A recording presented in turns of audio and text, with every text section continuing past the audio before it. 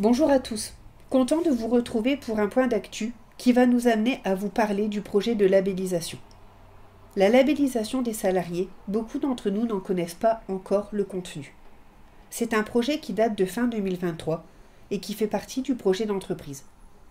Qui est concerné par la labellisation et qu'est-ce que c'est? Le projet cible potentiellement tous les salariés sur tous les marchés, hors manager d'équipe, et peut également s'appliquer au métier du siège.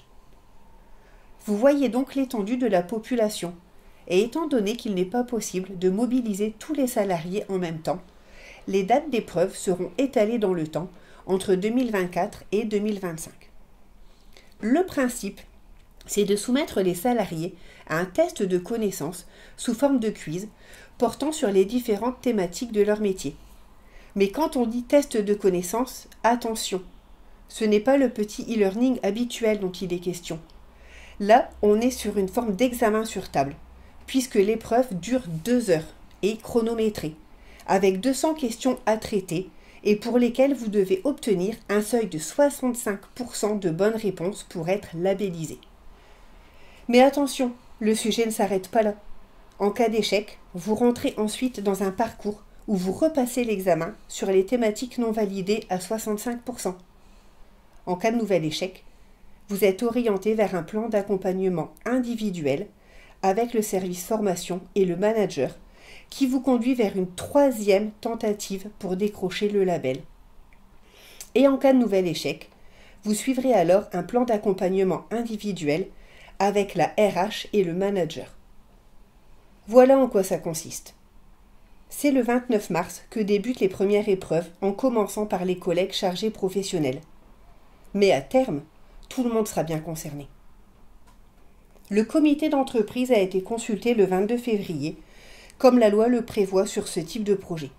Les 15 élus, FO, CFDT et UNSA, ont voté contre ce projet, et les 12 élus SNECA-CGC ont voté pour. Nous avons souhaité que ce projet fasse l'objet d'une expertise par un cabinet extérieur. Dans son rapport, le cabinet indique que les salariés interviewés sur le projet ne se posent pas à l'idée d'être testés, mais par contre, dès qu'ils ont eu connaissance du parcours prévu en cas d'échec et des plans d'accompagnement individuels, ils ont trouvé la démarche assez suspecte.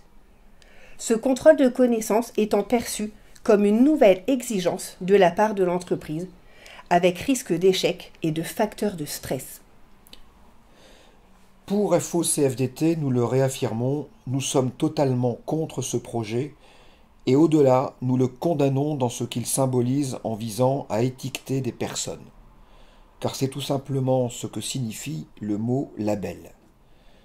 Alors évidemment, la direction met en avant le seul objectif visé de détecter les besoins en formation des salariés pour les faire monter en compétences.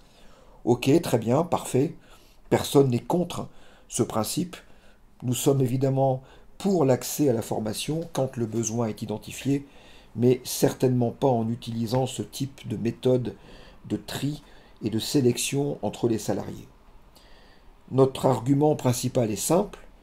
Si vraiment l'objectif est bien de détecter les besoins en formation, dans ce cas, pourquoi ne pas pratiquer de la façon la plus simple qui soit?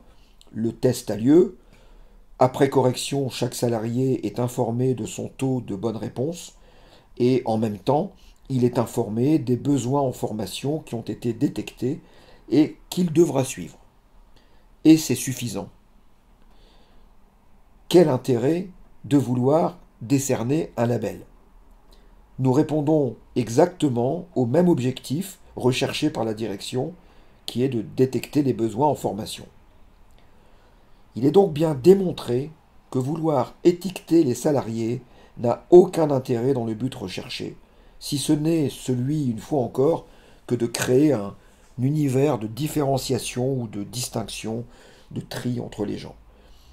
C'est un principe qui nous renvoie au poulet label rouge, hein, que tout le monde connaît. Vous connaissez le label qui est attribué au poulet.